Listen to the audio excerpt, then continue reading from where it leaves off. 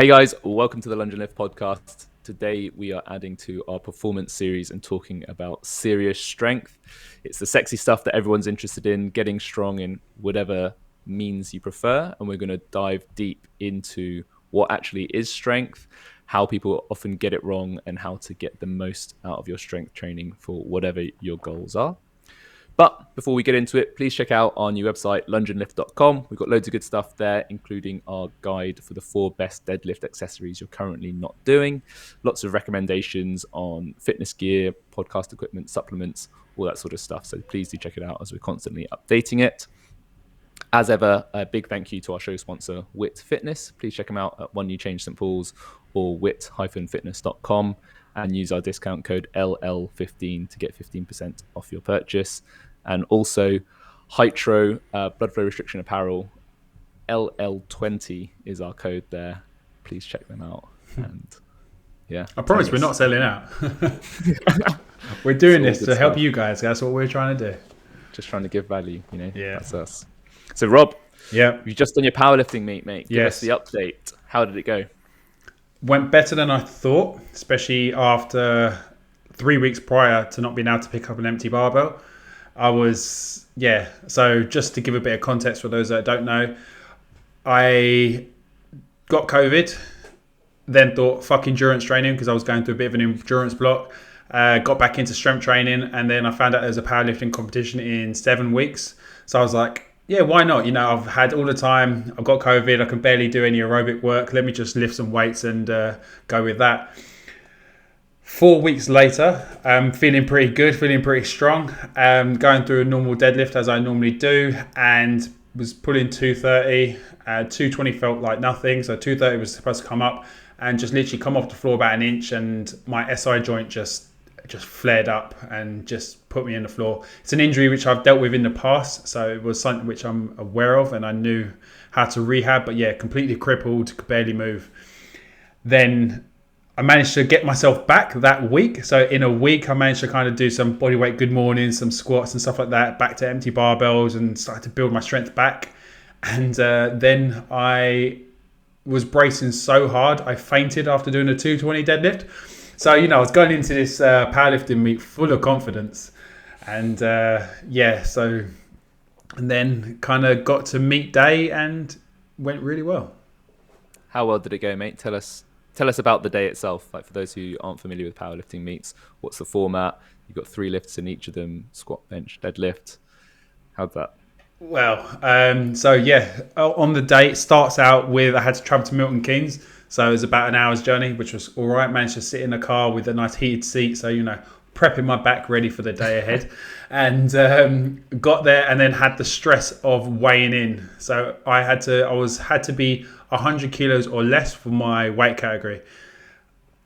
2 weeks prior, I was weighed in at 104 kilos. So I was like, right, but I had been on 2 like heavy weekends on the booze and stuff like that. And, you know, this is proper powerlifting prep stuff, this is. And so I lost a bunch of weight anyway because I lost a lot of water retention and stuff like that. And basically, I just didn't eat like it was going out of fashion. I was just eating just sensibly. I managed to bring myself down. I actually weighed in at 97.8, which was good. Wow. I was nicely under the 100 kilo bracket, which was good. And then I couldn't eat breakfast because I was too nervous for the squat. So I had all my food with me, had everything prepped. But that was at 8 a.m.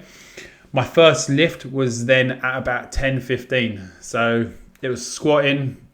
Managed to open up with 200. So I was trying to think about where could I wasn't too sure about my openers, but I thought let me be a bit more conservative, especially with the squat being of the 3, it's the skillful lift of the one, because if you go wrong, it can really go wrong.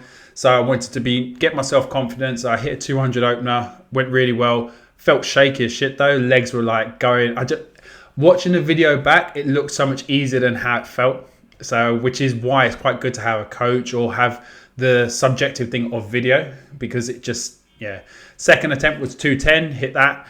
And then third attempt was 220, hit that. So that was my 3 lifts. So you get 3 lifts in each of squat, bench and deadlift. And so the squat, it was funny how I was so nervous.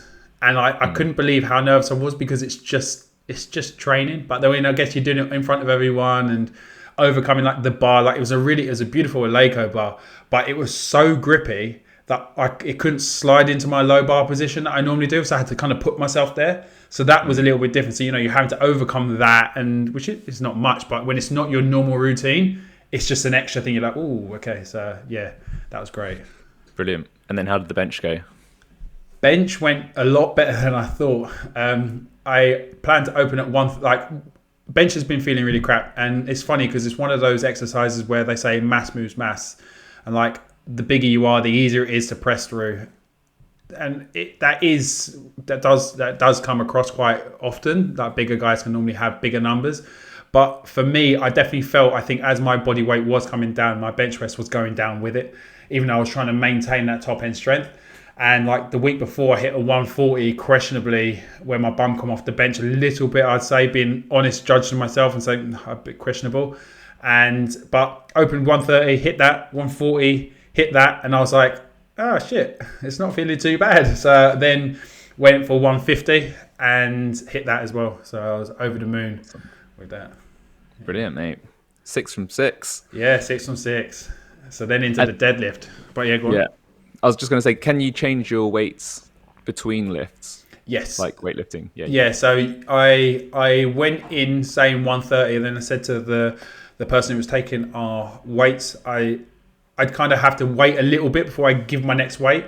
And then I was able to kind of change it a few times. And so let's just talk then straight about the deadlift, because that's kind of where I changed multiple times. I was going to open up at 230 and I was like, oh, fuck it, I'm just going to go straight in at 240.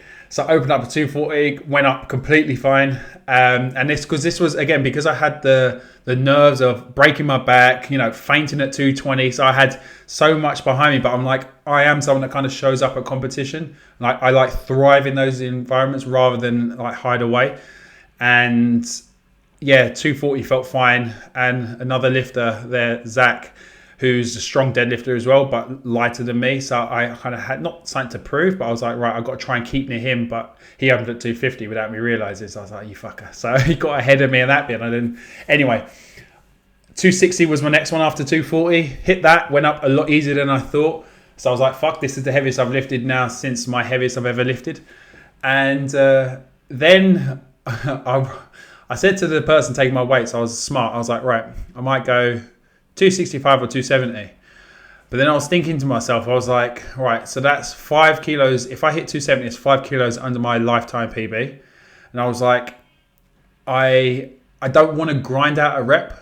I don't want to put my body through that stress. I just didn't need to. 260 was already what I wanted for the day.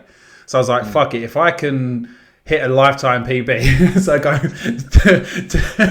no right. I don't want to grind one out, so I'm going to go. No, but if it's going to be worth it, it's for something worth doing. I don't want to grind out something like 270 because it's like 270 for me was like, yes, it would have been great to lift, but I probably would have had to work so hard for it that it felt the same as 260 to me. So it didn't have any more meaning, whereas a 277 and a half would have been. And it was still only a 17.5 kilo jump compared to a 20 kilo jump on my previous lift, which I know it's all relative. When you get to top end, it's a little bit different, but principles, right? So I got the chalk, put on some like war stripes across my face. I was like, right, I'm going in. And well, side note, this has been a huge progression for me because I've been doing everything with hook grip. And my grip doesn't feel any way like that was a hindrance with the 277. Pulled it about, I'd say, less than an inch off the floor. And I just don't think I was invested in it enough because I knew deep down I most likely weren't going to get this. So, but yeah, so 8 from 9 at the end of the day and won my category. I was number 1 in the category of 1. So thankfully I was competing against myself basically. There was only 13 people competing on the day. Yeah, I was first and last. But that was, I think for me, the best thing because I wasn't chasing someone else's numbers. I was chasing my own goal, which I actually fucked up on because I was supposed to hit a 152 bench, which I didn't realise. So that was trying to get me a 1,400 pound total. So I got like 1,386 or something like that. So it was a bit annoying. But yeah. It's good. Great, mate. And lessons learned about the preparation for the comp? Drinking isn't a good thing to do during prep. Really not close to a competition as well. So don't recommend that. Training, it'd be good to do. I'm looking forward to my next prep series because I'm going to do another meet because I want to actually do a true display of strength rather than just building back my strength where it was, because this prep, all I did was basically do the basic lifts. I basically squat, bench, and deadlift with some accessories, but because I'm doing a lot of like home renovation works and stuff like that, I was being very physical in my day-to-day as well as obviously PT. And so I was just like, I just didn't have the energy a lot of the time and time to do a lot of other stuff. So, but this time, going in, obviously keeping the foundation lifts and maybe doing some variations to kind of work on some weak points and build up my strength and hopefully get a lot bigger numbers next time. Brilliant. And how about the actual competition day itself? Did you take away any tweaks to the routine when you arrived, warm-ups or eating, anything like that? Yeah, I think the eating stuff, that I was surprised at how I couldn't really eat because of the nerves. So I had food with me, and I think because it was a smaller competition, because there wasn't loads of people, it was quite fast paced. So there wasn't as much rest, which I was fine with because of CrossFit and stuff like that. I'm quite comfortable with high workload at less rest, and it's still something that's kind of stuck around. So I'm quite happy that I don't get phased by that. I might not be good at it, but I don't get phased by it. So it'll be interesting to see what it's like next time with a bigger field, more rest in between things, and like kind of see how that goes. And when it comes to the warm-ups and stuff, is realizing that, you try and find someone that's similar to you, so you're going to be working towards a similar sort of weight, but if there's not that much access, your warm-up isn't your normal warm-up. So you have to be able to adapt on the fly. And like anyone that is prepping for any competition, I definitely recommend just like having your your standard routine things that you do. Like for instance, how I approach the bar is very consistent. Every single time I do the same thing. But I'm not married to a set weight for warm up. So like for instance, I might have to start at a 70 kilo warm up rather than a 60 kilo warm up, and being comfortable with that because that's what everyone else was doing. And I, saving energy, taking plates on and off and just getting with the flow. So being able to like work in on the fly and also trust your body that it can do what it needs to do. If you put the work in to get there, then it's definitely, it'll be able to do it. And also I think, as I mentioned a bit with like the getting your stuff filmed, like I really recommend it because watching back, how things feel on the platform is very different to how they look. And if I was a coach coaching someone, I probably would have pushed myself more because I know there was room to push. But as I said, I hit the numbers I went in to initially hit, and there was no like ego lifting until the very last lift of the day, which was fine. But I think I could have pushed more with a outsider's eye looking in, telling me, do this because you can do it. So I definitely think getting a second opinion, or at least filming your lifts and reviewing it a bit more subjectively. Brilliant, mate. Congratulations. That's a great result. I think you've got a lot to be proud of there, that you've managed to hit such good numbers on such a short prep and a long period off strength training. So it's exciting to see what you're going to do in the next one with a longer concerted effort. Yeah, see if I can actually stick to stuff. So that'd be good. I just got to stick to powerlifting for a bit and not go and get the bike. Well, something I am gonna do though is I was talking with previous podcast guest Jamie Lau and talking to her, and he was like saying about how he'd be intrigued to see about like my aerobic stuff and like how some of that's obviously helped carry over. And I said to him, I want to try and still keep in some aerobic work in my training because I enjoy how I feel. And I think when it comes to like doing higher rep squats and stuff like that, having a better aerobic base helps with things like that. And, I'm not always going to be staying in the 1s and 3s and 5s. I want to venture off into those 9s, 13s, 15s and beyond. So crazy numbers.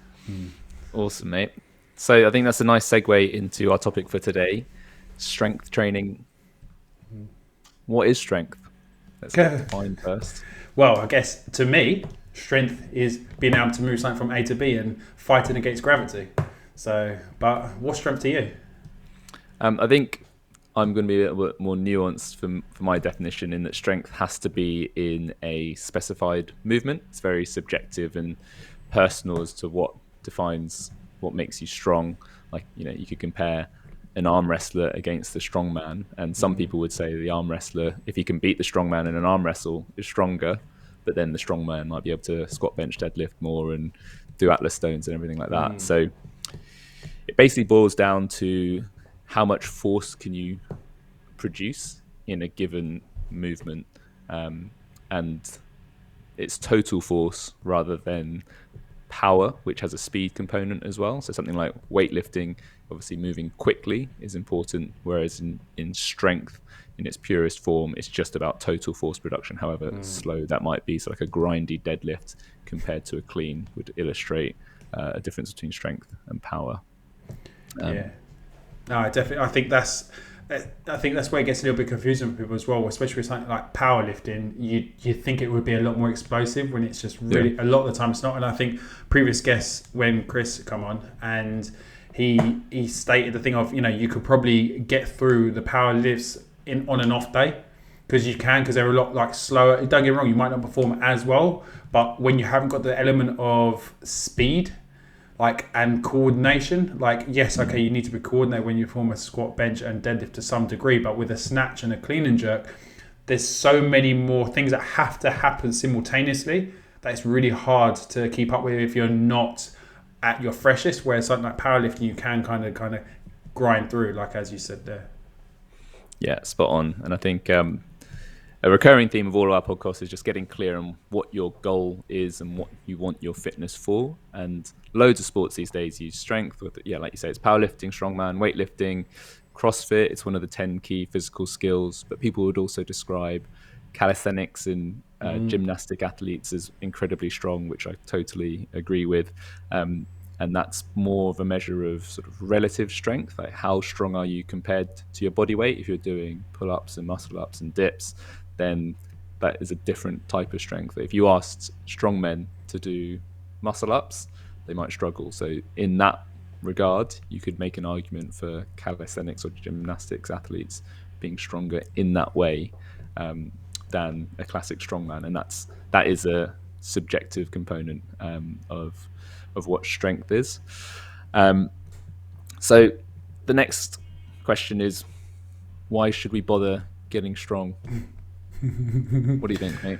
Well, for me, I think strength is something that carries over to your whole life and something that you want to maintain as much of for as long as possible, because as you mentioned there, obviously it's extremely relative and it is very goal specific. But at the end of the day, your body weight is your, I think, baseline strength that you need to be able to move in space and time. And for me, being able to keep moving relatively pain-free is what I would say why you should get strong. There will obviously, on your journey to strong, you may incur some speed bumps, sometimes where you may be in a bit of pain. But that's normally when you've pushed a little bit too much. But there are obviously so many other benefits, from bone density, increasing bone density. So from strength training, so having external loading pushed through that body. So as you do get older, where you are more prone to, things like osteoporosis, where obviously the bones become a bit more brittle, it's going to give you a better baseline going into that. And and I guess other things like improving your BMR, so your basal metabolic rate, so the amount of calories you need day to day. Having including strength training within your daily training is going to massively help with increasing your total calories. What about you? What do you think? Yeah, I think there's great reasons to get strong. I think on a real fundamental level, every single thing we do has an element of strength, even if it's just walking to the shops. So continuing to give your body that stimulus to maintain or build that strength is important as we age, just from a basic day-to-day function point of view. But I think most of our listeners are very active and like to live active lives and potentially very sporty as well. And in being very active or playing sports, strength can play a really big part. Clearly in strength sports, then that is the sport. So in powerlifting, being strong in those 3 lifts is all that matters. But then in non-strength sports, there is always a strength component. And we're going to dig deeper into exactly how to train smartly or train relevantly for your sport with regards to strength a little bit later. But clear applications, we could see stuff like scrummaging in rugby. Obviously requires a huge amount of force production. But even in sports like football, people would describe somebody as being strong on the ball, so they're able to shield the ball well or jostle for space in the box. Those sorts of sporting skills do require a degree of strength, but exactly the quality of the strength is slightly more nuanced, which we're going to get into. Yeah, I And I think think, as you said there, like being like when you mentioned about the strong for the things that put in front of you. So we recently, I mentioned we're doing the kitchen upstairs, some renovation, but so something that I didn't do was do the worktop, and because we got someone in, so they fitted it, and the guys that I were talking to, and they was like, oh yeah, I used to look like you, obviously giving a banner because you're bigger than them, and they go, oh, and they start telling me about their training and stuff like that. They go, oh, I'm really strong though, but it's not necessarily like strong you can see, but more like core strength. And I was just like, in my head, I'm like, oh yeah, cool. But it's just what he was obviously trying to get across was he's strong for the job that he needs to do. He lifts these quartz like granite worktops. Put some moves and rounds, and they are heavy. So, but and he's got great body awareness. And you look at most tradesmen, and they are strong because again they work a lot of their grip. They work a lot of just being able to like lift things up in awkward positions. They're very strongman-esque, and because they're adapting their body to the task that's in front of them. Because I know, like for instance, when one of my mates come around, he doesn't train at all. Plays some football, but doesn't really train. But gas engineer, so he's moving boilers, he's moving this, and the amount that he moves, and he is relatively strong. And I remember him coming round, and like everyone had a bit of drink, and they went into the shed and like lifting weights and stuff like that. And he was it's not a smart thing to do, but he was strong. And this is the thing, and it's to him, strong is being able to do his day-to-day job with relative ease. But that's his application of strength rather than my application of strength. Even though I have the similar sort of goal of being strong for life, but I also have a nice measurable target of why I need to get strong. exactly. And I think this is a great point to make is like, why would you not get strong? And let me reframe that to be a little bit more accurate is like, why not do classic strength work? I think it's a trap that sort of classic strength and conditioning methodologies promote is, the basic barbell lifts, everyone should do them and they're relevant for all goals and they're just a good thing. There's a catchphrase that goes around that strength is never a weakness. But I want to caveat that with developing classic barbell strength has an opportunity cost, it has a time cost, it has an energy cost. So it doesn't mean it's the best use of your training time and effort. And I think the thing I was thinking about this week, I've been playing a lot more squash recently and trying to get strong and fit for the sport that I'm playing.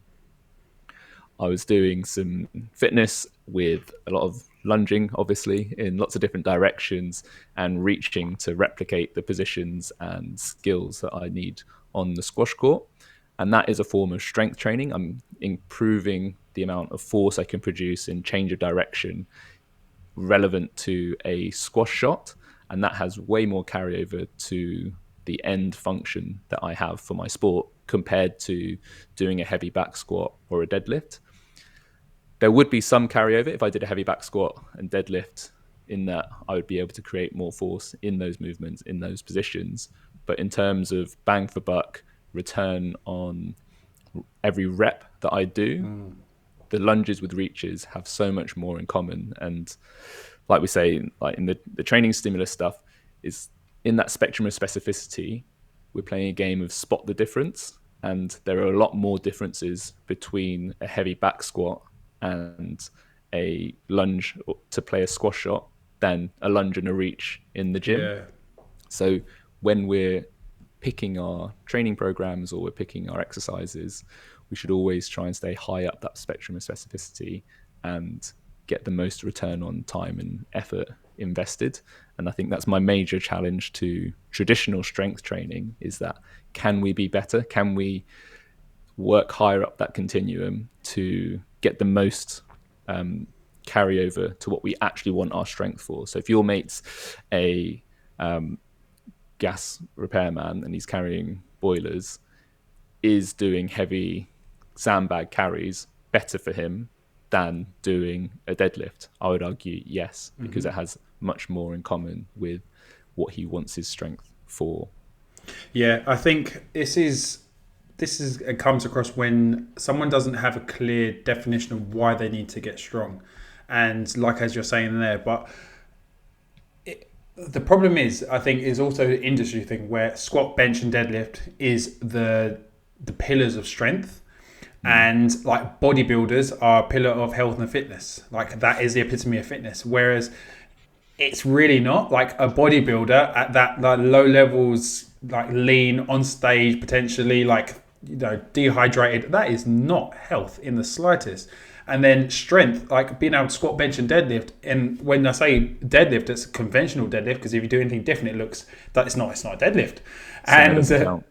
so, but this is the thing. It's like I think as an industry, it's because they are say the power lifts, and it's a nice easy measure of strength.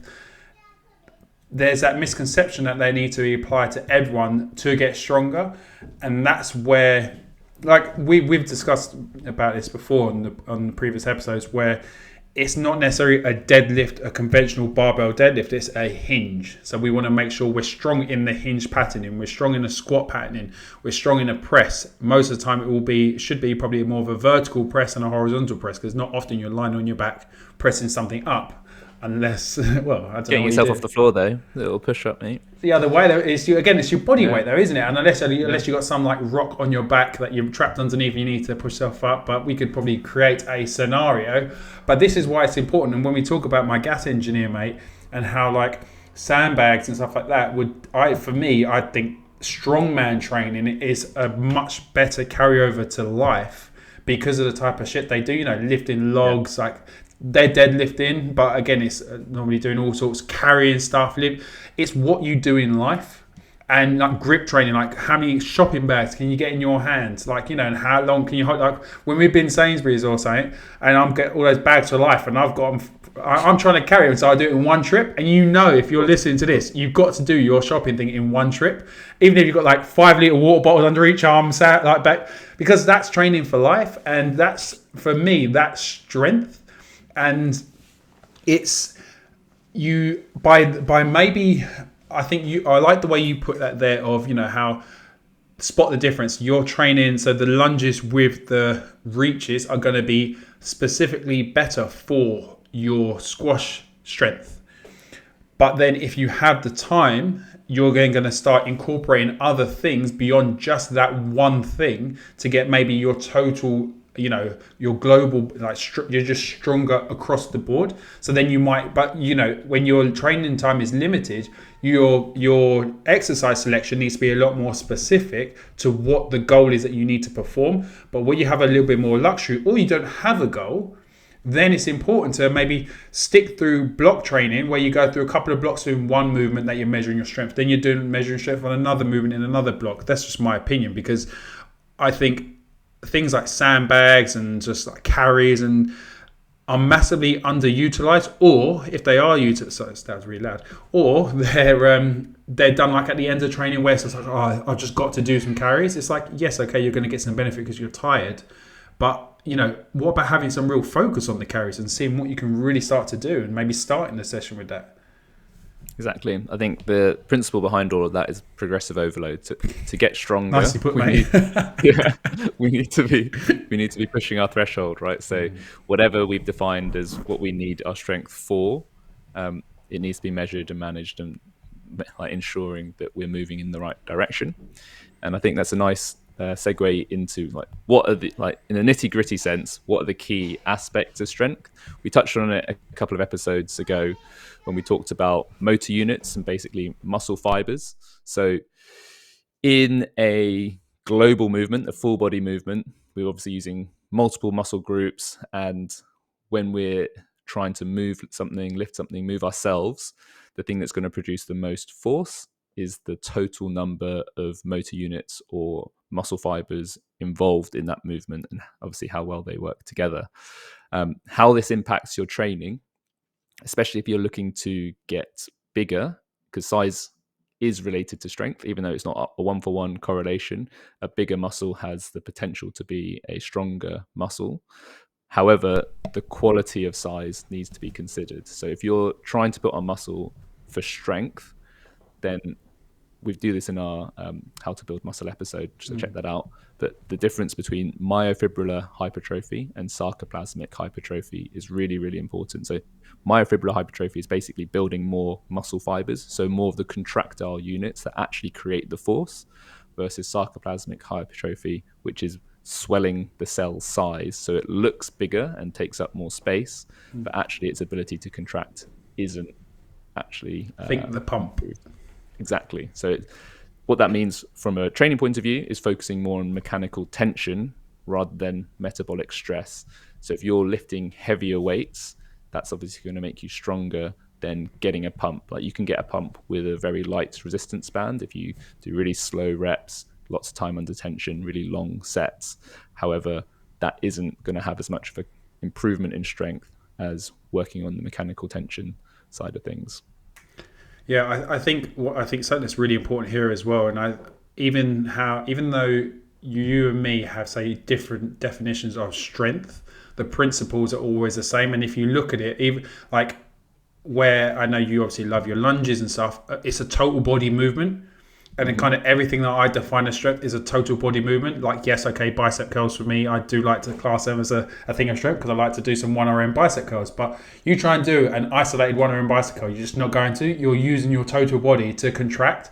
So this is the thing. It's like, especially for anyone that's, say, time restricted or anything, like really understanding what are your principles that you need to like hit and try and keep it as big as possible. Total body, as I say, looking at that mechanical tension through the whole body, like stressing yourself in that way rather than just the pump side of stuff. Don't get me wrong, if you want to look good, then crack on. You do your sets of 8 to 12 and no more. Otherwise, and then you might get some size. But when you do start to think about more compound lifts, like your squats, your strict presses, your deadlifts, and but not just using a barbell, using multiple bits of kit to do that same kind of thing. It's where you're going to really build that true strength, and that you can then apply that to other areas. And then when you are getting a lot more specific, you can then obviously take it to as you said, like to your sports and being a lot more specific with the actual lift that you've got to do. Exactly. So we've talked about total muscle units, and next is something called neuromuscular efficiency. So this is essentially the percentage of those motor units that are recruited in a given movement. So we discussed it a couple of weeks ago, but as a refresher, you can have a massive muscle, but if you're not contracting it very efficiently, it's not going to produce much force. So how do we tweak our training to improve our neuromuscular efficiency? And that's working at the higher percentages, closer to our 1 rep max. We can also improve our neuromuscular efficiency by lifting fast or doing plyometric work. It's very related to our nervous system excitation.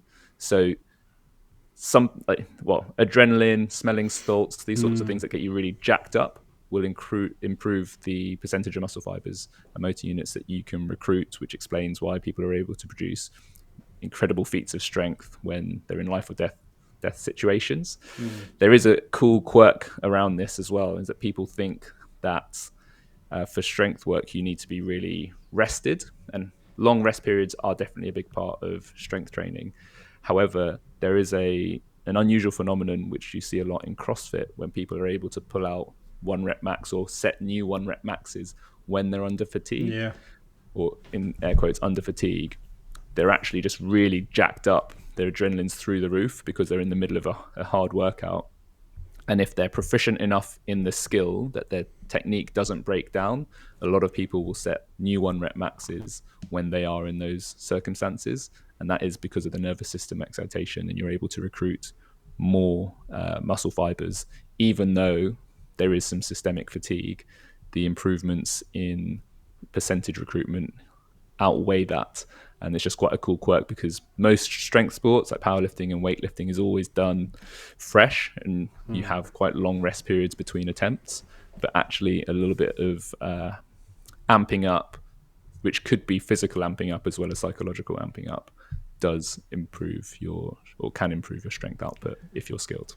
Yeah, I love that last bit you put there, if you're skilled. And that comes from time doing the work, because that thing of neuromuscular efficiency is that comes from reps on reps on reps on reps, where you get so good at doing something that I use the analogy of like with the light switches, and just and I know you use something similar, and how if you've got 10 and 10 is your like, that life or death, lifting a car up and something, which you're never really going to get to unless you're in that situation. So really we've got 8, say, switches that we can access, and we definitely don't have 8, but say 8 and this is why with me and my training, I basically was down at, say, 2 light switches from all my endurance training, because I didn't have any efficiency with moving, and like I knew how to do it and I've had years of doing it, so I could get back to it. So to turn on all 8 switches, I got all the way up to 6 switches turned on from 2 in a short amount of time, because it wasn't me suddenly getting stronger, it's just me reminding myself how to lift. And this is why strength is such a long-term thing. It's not a quick gain. And that's why to see feats of strength, someone's put in the work.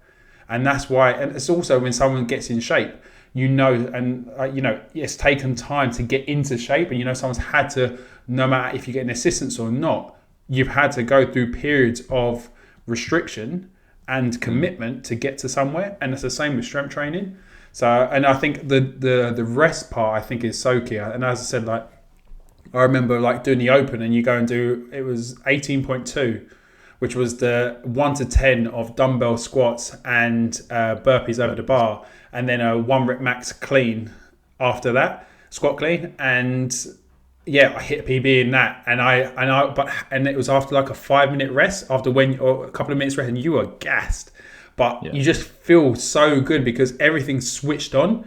And as you said there, that's the thing, is that only comes though from experience and time doing cleans, times doing workouts at high output, and then going into strength training. Like, that's experience. And if you're just a newbie coming into that, you won't have that same thing. You're going to be too gassed from the dumbbell squats and burpees to be able to perform efficiently at the heavy lift. But you only know that once you've given it a try. But do it safely, guys. I learned that one the hard way, in that I wasn't skilled. I hadn't been cleaning for a long time, and I fell backwards and damaged both my wrists. So learn from my mistake there, that the skill is important to earn the right to set that PB under fatigue. But yeah, you made a really nice point there about the skill of the movement. And we just said that for getting total motor units and growth, and for percentage of motor units recruited, we both those we want to lift heavy and fast. However, to work on skill, this is the argument to lift light and slowly and lots of reps to hone that movement pattern and to develop the skill. If we were always training at that top end maximum intensity, we're not going to be able to get as many reps and as much volume in to actually refine the motor pattern. So we do need to work both ends of the spectrum here, like heavy and fast, and also slow, light, and high volume, to work on our technique, to work on our positions and our movement efficiency. If you're back squatting with the bar way in front of your feet, you're never going to lift as much as if you've got the bar over your feet. Check out our episode on the squat deep dive to talk about exactly why that bar path matters so much. But those skill-based positions do require time, reps, and effort to improve. And we're only going to be able to get meaningful numbers of repetitions in if the intensity is low enough to permit that number of repetitions. I think that kind of leads into nicely as well, the need to kind of links back to one of our earlier episodes of, are you training, competing, or testing? And it's when you are trying to get stronger, it is important to not always be pushing your top end the whole time, because not only does it take longer to recover from, but also you want to be able to keep turning up into the gym and not getting injured. So that's saying, I don't know, it was Gus that said it, was like, the person that gets the best is the person that doesn't get injured. And that's the thing, as an athlete, if you can keep turning up day in, day out, and I think it's the 75 to 85% of your like 1 rep max range is massively underutilized in most people that are not necessarily doing this seriously. For people that just do it for fun, a lot of time they like to push themselves to their 1 rep maxes, so they're 90% plus, because it's the cool stuff, right? But understanding that 75 to 85%, and obviously there are other percentages, I'm using that as a really broad brush, but that type of range and doing a varying reps and different stimuluses are going to really start to produce long-term results, because you can keep turning up to the gym because you're not pushing to that extreme. So you're training sub-maximally, but you're pushing to your limits of the day, which is why I'm a big fan of like RPE, so rate of perceived exertion, and like build to a heavy for those that have been training for long enough, because I understand what a 6 out of 10 is. Because what a 6 out of 10 is for me is going to be different to you because of how we move in certain exercises. So it's extremely relative. And I think for the general public, percentage training can always be a bit sketchy because it's based on you being perfect every day. Yeah, we've done a whole episode on that. Yeah, check that one out. Got a lot of episode references in this week. It's very efficient. I think you make a really good point there around, it's basically you need to get the stimulus for the day. So you turn up, what makes the body stronger is a little bit of stress, but that needs to be chronic stress. And that sounds bad, but it's actually what allows the body to adapt long term. It needs to be sustainable and repeatable. So we send a consistent message to the body. This is the stress on the body. Like, we're doing this movement, these muscles are getting taxed to just outside their comfort zone. So we're telling the body we want it to adapt in a certain way, and we're asking it to do so at a rate that it can actually respond to. If it's a very acute stress and we ask too much for it on any one given day, that's where injury happens. That's where we don't get the right adaptation because the body actually can't handle it. And if we haven't recovered by the next session, we're actually weaker than we were the session before. So it's that stress adaptation cycle of the right dose. Like, if we've got the stimulus and the body knows what it needs to do, it's going to do it. We don't need to keep hammering it beyond that point. We're not actually achieving any more impetus for adaptation at that point. It's just damage, which slows down our ability to come back to the gym and do it again. So when would you recommend to maybe test strength, and how would you test strength? When would you recommend?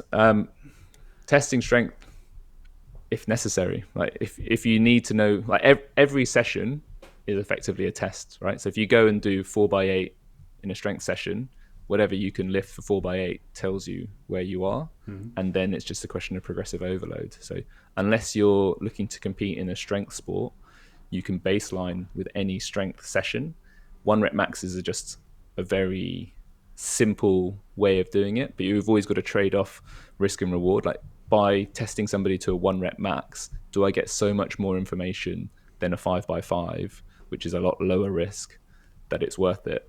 Only if they're a powerlifter or a weightlifter do you really need to know what your 1 rep max is. Like, to find out what your 1 rep max is a risky endeavor. And unless somebody really needs to know, you can find out or get a proxy for how strong they are with much, much safer tests.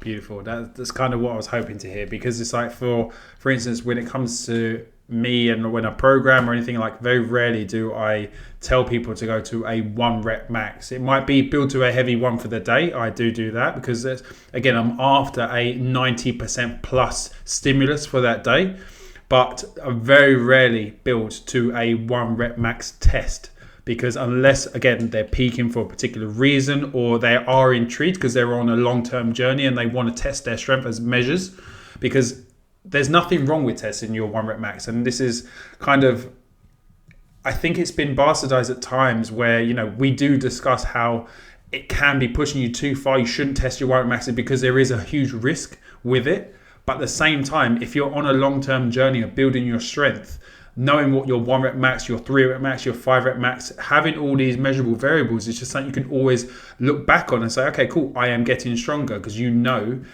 could always say be building on your 3 rep max, and that's cool. But it's just a different energy system. It's a different muscle system to basically hit a 1 rep max compared to, say, an 8 rep max and a 10 rep max. So it's really important to create a measure so that you can look at it subjectively later on down the line and make sure you are getting stronger. Because even as you said, like a 4x8, cool, I did 4 sets at 8 at 100 kilos, and in, say, 4 weeks time you're doing it now at 110 kilos, you're stronger. So you're a stronger 4x8er. But you're producing more force. Exactly, and that's the thing. I think it's once we understand, and I think we've hammered it home loads today. But it's that thing of once you understand why you're getting strong and what you're getting strong for, and if you're not competing, 1 rep max testing can have more detriment than positives, unless you are a competitive athlete. Yeah, agree. So to wrap it all up, I think the key takeaways for this episode are, as you say, just getting really clear on what your strength is for. And then once you know that, you can pick your movements much more easily, your loads, reps, and volumes appropriately. Focus on mechanical tension rather than metabolic stress. If you're trying to get bigger, if you're trying to put on size to get stronger, then that is the key focus for your sets and reps. It's better to go heavier rather than get those pump sets. For neuromuscular efficiency, lifting fast and heavy is necessary to get that higher percentage of motor unit recruitment. However, trade that off against your skill and mechanics work, because there is still a place for lighter, slower reps to work on that side of things, which you should probably, if you've got time on top of your heavy and fast work, you're probably limited by how much you can recover from that side of the spectrum. So build that in to improve your efficiency, because it has a much lower physiological demand on your body for recovery. Yeah, it's that as you said there, it's that thing of time, isn't it? If you got time and you also got the skill of recovering, and the actual thing of, right, I need to make an effort to recover, because it is so, most people's day-to-day lives are pretty stressful, so they don't take that necessarily into account. So if you are strength training or doing whatever type of high output stressor on the body, we do need to make sure we obviously balance it both sides, and we do also want to get that pump work in, because it's also a way for you to get some extra gains, so we say, and get you feeling good. So try some blood flow restriction. I've heard it's really good. I'm joking. Right. No, I'm not. Right, guys, thank you very much for today. I hope you really enjoyed today's episode. As always, if you did enjoy it, please share it with someone that you think wants to know a bit more about strength, or just thinks they'll gain some really cool insights into strength training or any of our other subjects that we like to cover with everyone. So thank you. And as always, if you did enjoy it, we would love a review on Apple Podcasts, or even better one, you go over to YouTube and subscribe to our YouTube channel. That'd be great. Ash did mention at the start about lungeandlift.com.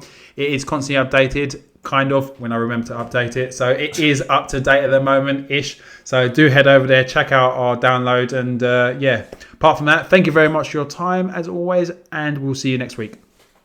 Thanks, guys.